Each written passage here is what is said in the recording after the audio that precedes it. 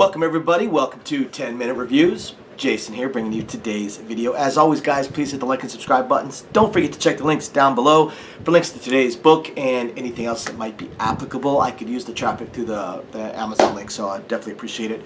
The contest is obviously over. It was over almost a month ago. I'm sending out the emails right now to the winners. I do have more signed books, so I will be doing more contests coming up. And thank you very much to our patrons. I'll be sending out those prize winners as well.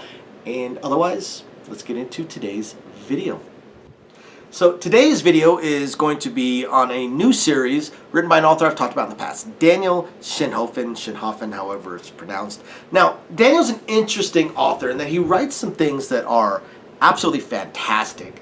And the weird thing is, my favorites are some of the lesser known ones, or least favorite of some of the series he writes, while the ones that are most favored by a lot of people I cannot stand.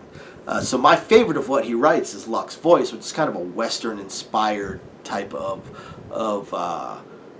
isekai fantasy-ish series. It's good. I enjoy it a lot. My wife enjoys it, but I know it's not the most popular of his series. Some of his other stuff that I've written, unfortunately, the way he writes it just makes me roll my eyes badly. It's just cringe-inducing and just, it's hard to describe, but some of his stuff I couldn't stand. This was a great book.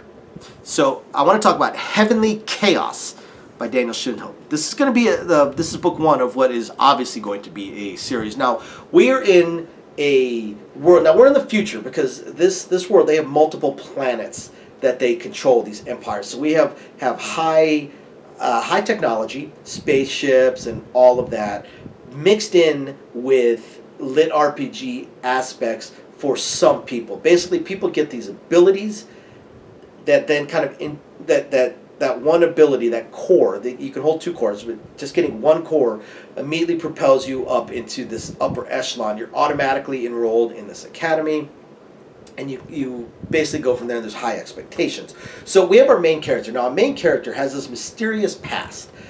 It's hinted at a lot through the book that his mysterious past is extremely mysterious, and I cannot wait to find out more of what's going to be going on there. But he is being raised by an uncle that abusing the living crap out of him. So the main character, by the way, his name is Benedict. He has been abused by his uncle. He's been beat up by everybody. He is just a walking bundle of scars, healed broken bones, and massive physical and psychological trauma. And through this, he spontaneously, instead of being given a core or buying a core, he spontaneously develops a core. This core is regeneration, which kind of makes sense considering how much he's gotten the crap beaten out of him.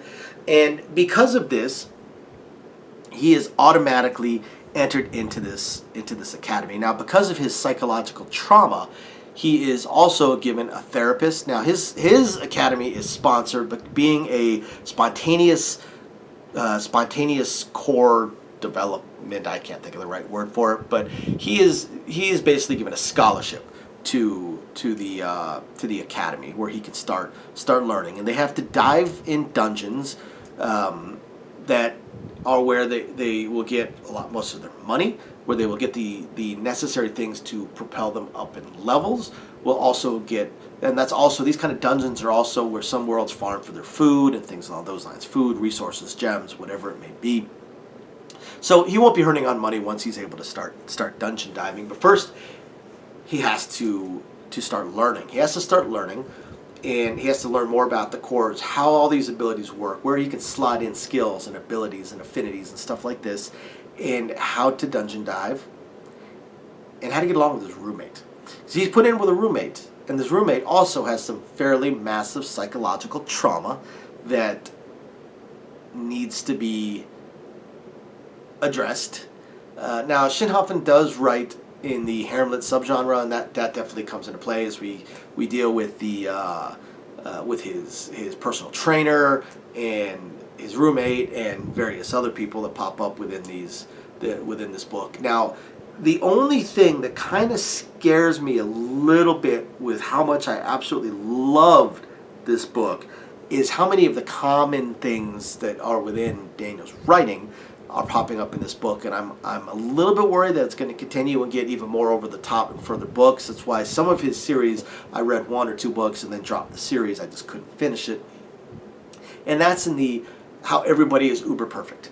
Everybody's uber perfect. He's super damaged. He has this big trauma. Now, from that point, from everyone he meets in the book, except for people that are required for plot points, everybody is this perfect person that has perfect morals, that is perfectly set up in the spot to be able to take care of whatever issue he has going on, and always says the exact perfect thing to him because of his trauma to help him and support him. And I can't tell you how many times in the book you see so-and-so said softly, spoke softly, and it's just the whole say the exact right thing at the exact, and it's kind of eye-rolling.